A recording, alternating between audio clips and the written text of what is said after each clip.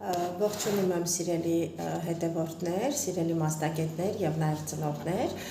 այսպիսի ձայնագրությունների նպատակն է, որպեսզի ավելի լայն շրջանակի մասնագետների եւ նաեւ ծնողների ներգրավենք, որովհետեւ կան հոգեբանական խաղեր, վարժանքներ, որոնք կարող են իրականացվել ոչ միայն մասնագետի աջակցությամբ, այլ նաեւ ծնողները կարող են խաղալ իրենց երեխաների հետ։ Այդպիսի խաղերից է հատկապես էմոցիոնալ ինտելեկտի, հուզական ինտելեկտին ուղղված խաղերը եւ վարժանքները։ Ինչպես գիտենք, այսօր շատ մոդայիկ է դարձել խոսել հուզական ինտելեկտի մասին, բայց շատ քչերն են կարողանում հասկանալ կամ ըմբռնել ինչ է իրենից ներկայացնում հուզական ինտելեկտը։ Ուրեմն պետք է նշել, որ դա սեփական եւ դիմացինի հույզերը հասկանալու, ըմբռնելու եւ նաեւ դրանք կառավարելու կարողությունն է։ Եվ ողջ աշխարհում հուզական ինտելեկտին ուղղված տարբեր տրեյնինգները, թե հոգեբանության ոլորտում, թե բիզնես հոգեբանության ոլորտում շատ տարածված են։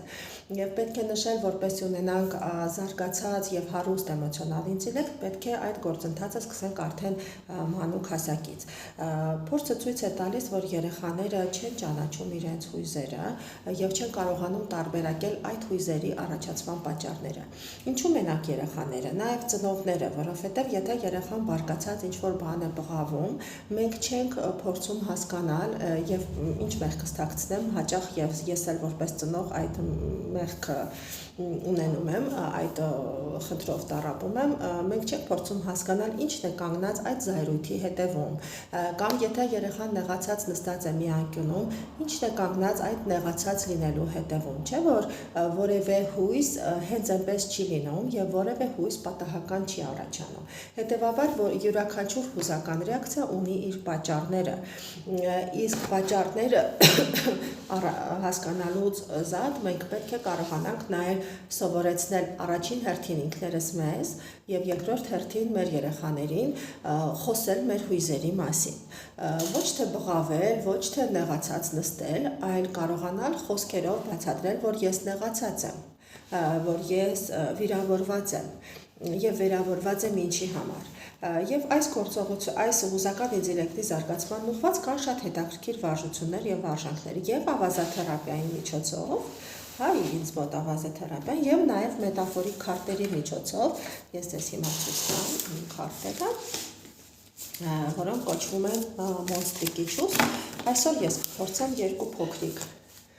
տեխնիկա սովորեցնել, որոնք կկարողանանք իրականացնել, եթե ունենանք նմանատիպ քարտեր,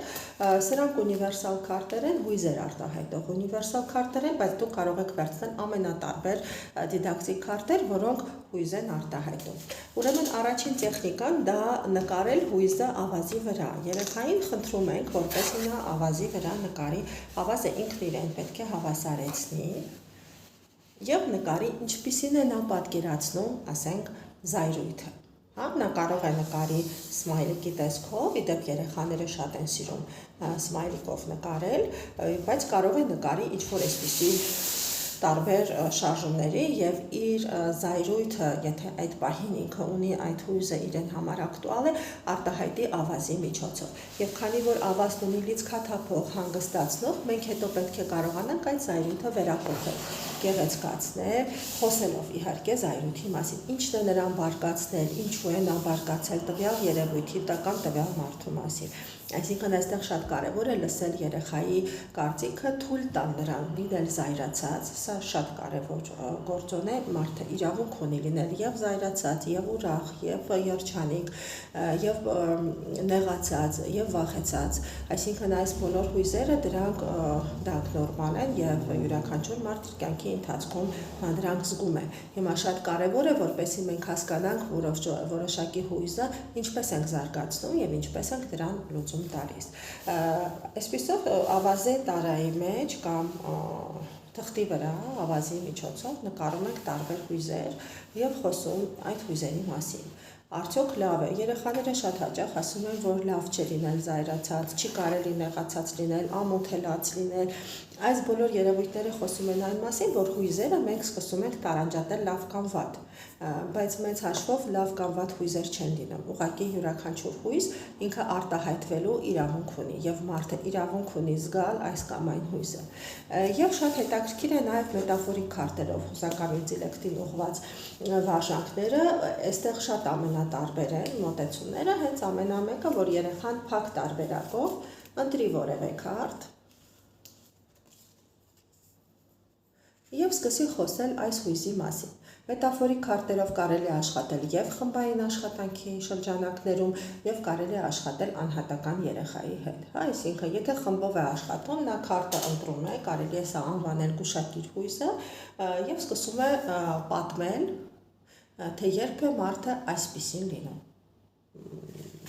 Եվ հետո երեխաները մեկը մյուսին փոխարինելով յուրաքանչյուրը պետք է հնարավորություն ունենա ընտրել փակ տարբերակով, ընտրել բաց տարբերակով ընտրել հույզը, սա նույնպես շատ կարևոր է, երբ որ մարդը ինքն է ընտրում, թե որ հույզի մասին է ուզում խոսել, կամ փակ տարբերակով վերցնել որևէ քարտ եւ իր համար նաեւ հանկարծակի լինի, որովհետեւ գուցե նա չկարողանա կամ չցանկանա խոսել այսպիսի հուզական վիճակի մասին, բայց խաղի կանոններից ելնելով նա իրավունք չունի փոխել խաղը եւ